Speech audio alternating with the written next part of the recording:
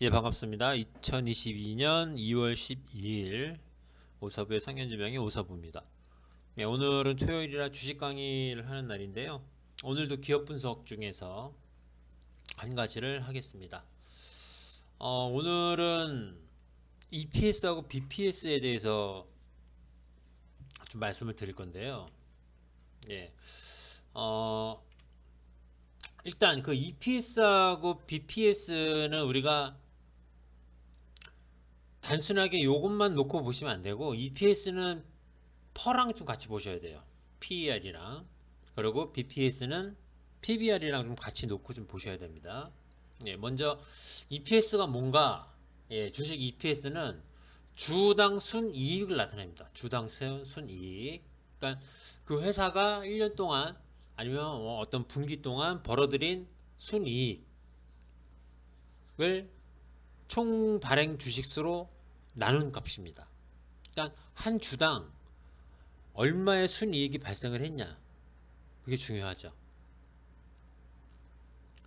뭐 예를 들어서 순이익이 2천억이 발생을 했어요. 2천억이 발생을 했고 발행 주식수가 1억 주라면 EPS는 2천원입니다.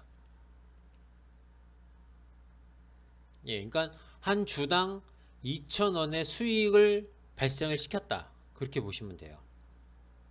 그러니까 이건 뭐냐면 기업의 실질적인 순이익을 가늠해 볼 수 있는 지표예요, 이거는.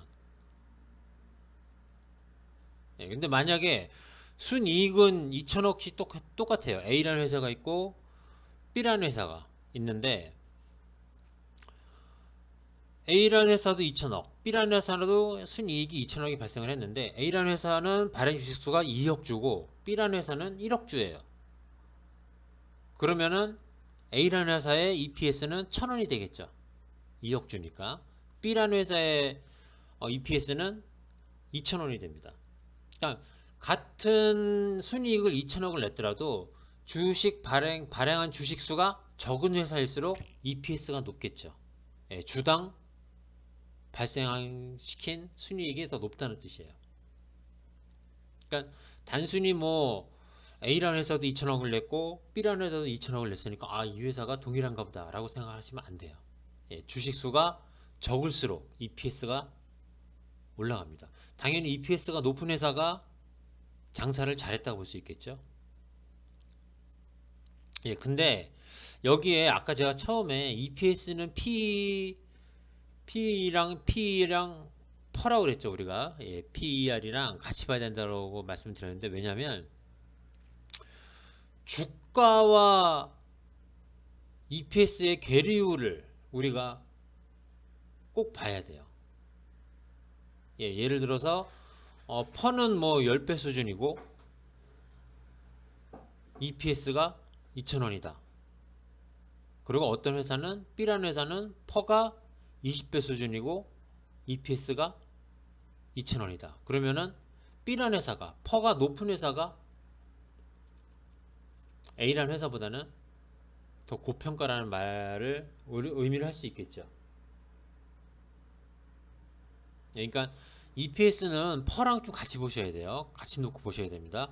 만약에 EPS가 동일하게 나왔어요. 2,000원으로 동일하게 나왔으면 퍼가 낮은 회사일수록 현재 주가의 가치가 낮게 평가가 됐다고 우리가 볼 수 있습니다. 이해 가시죠? 다시 한번 정리를 해드릴게요.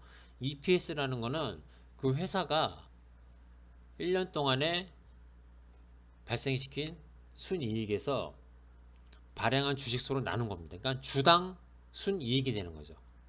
그러니까 EPS가 높을수록 그 회사의 가치가 높다고 볼 수 있습니다.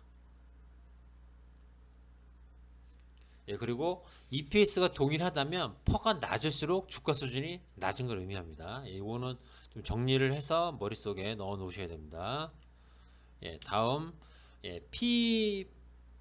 BPS라는 거를 우리가 또 보고 좀 넘어가야 되는데요. 이건 뭐냐면 주당 순 자산 가치입니다. 순 자산 가치. 그러니까 뭐냐면은 그 회사가 갖고 있는 순 자산, 순 자산에서 총 발행 주식수로 나눈 값이에요. 이게 BPS예요. 그러니까 EPS 같은 경우에는 그 회사의 가치, 해당 기간에 얼마나 장사를 잘했는지, 그리고 그 장사한 값에 이제 장사한 값을 주식수로 나눈 거니까 그 회사의 가치를 우리가 평가할 수 있는 거죠. 영업 가치, 얼마나 장사를 잘했는지, 예, 그걸 나타낼 수 있는데, BPS는 뭐냐면요, 이 회사가 갖고 있는 순 자산을 다 합친 겁니다. 다. 예, 뭐 부동산이 될 수도 있고 있을 거고, 뭐 다른 회사의 지분을 갖고 있을 수도 되고, 뭐 여러 가지가 있겠죠. 예. 그런 게 총 합해 가지고, 그러니까 그 회사가 갖고 있는 모든 자산을 총 합해 가지고 주식수로 나눈 값이 BPS입니다. 그러니까 예를 들어서 어떤 회사가 순 자산이 5천억이 있어요. 발행 주식수가 1억 주예요. 그러면 BPS는 5천원이 되겠죠. 근데 B라는 회사는 순 자산이 5천억으로 똑같아요. 근데 발행 주식수가 2억 주예요. 그러면 BPS는 2,500원으로 떨어지겠죠. 네, 거의 같은 개념이에요. EPS랑 BPS랑 거의 같은 개념인데, EPS는 순이익, 회사가 실적으로 발생시킨 순이익을 주식수로 나눈 거고, BPS는 그 회사가 갖고 있는 자산을 주식수로 나눈 값입니다. 예, 이렇게 해서 우리가 이제 기업에 대해서 이제 뭐 이것저것 막 살펴볼 거 아니에요. 여기 보시면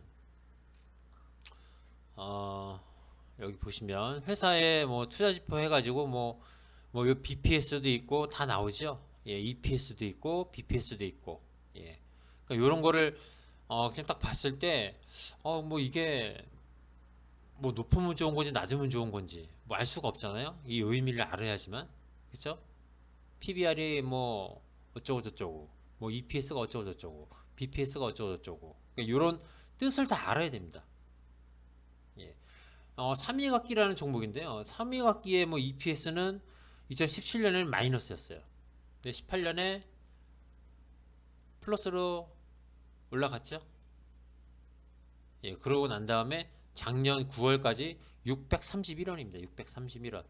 한 주당 발생시킨 수익이 631원이에요. 예, 이런 식으로 판단을 하셔야 됩니다. 이런 식으로.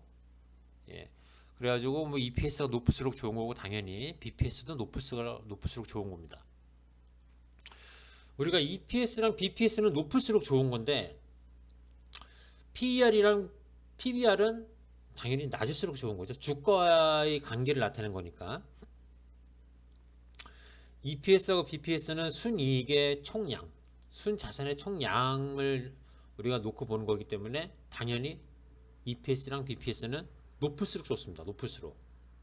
근데 PER이랑 PBR은 우리가 주가와의 관계를 나타내는 거죠. 주가.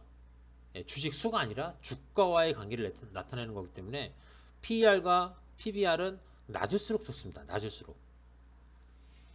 그러니까 이 관계를 잘 설정을 하셔야 돼요. EPS는 높을수록 좋고, PER은 낮을수록 좋고, BPS는 높을수록 좋고, PBR은 낮을수록 좋고. 예, 잘 좀 요거 개념 정리를 머릿속에 잘 하셔야 돼요. 그러니까 뭐 EPS가 뭔지도 몰라도 상관이 없어요. BPS가 뭔지도 몰라도 상관없고, PER하고 PBR도 마찬가지예요. 몰라도 상관은 없어요. 물론 알면 좋죠. 근데 몰라도 우리가 EPS하고 BPS는 높을수록 좋은 거고, PER과 PBR은 낮을수록 좋다. 예, 그리고 여기 보시면 다시 한번 좀 볼까요? 예, EPS하고 PBR이 있는데 이게 해마다 좀 증가가 돼야 좋습니다. 증가가 돼야. 예를 들어서 EPS가 다 플러스긴 해요. 플러스긴 한데 2017년에 뭐 300원이었다가 2018년에 250원, 2019년에 뭐 200원, 그리고 2020년에 뭐 150원으로 떨어졌다. 그럼 이건 안 좋은 거예요. 그 회사가 점점 안 좋아진다는 소리예요. 안 좋아진다는 소리.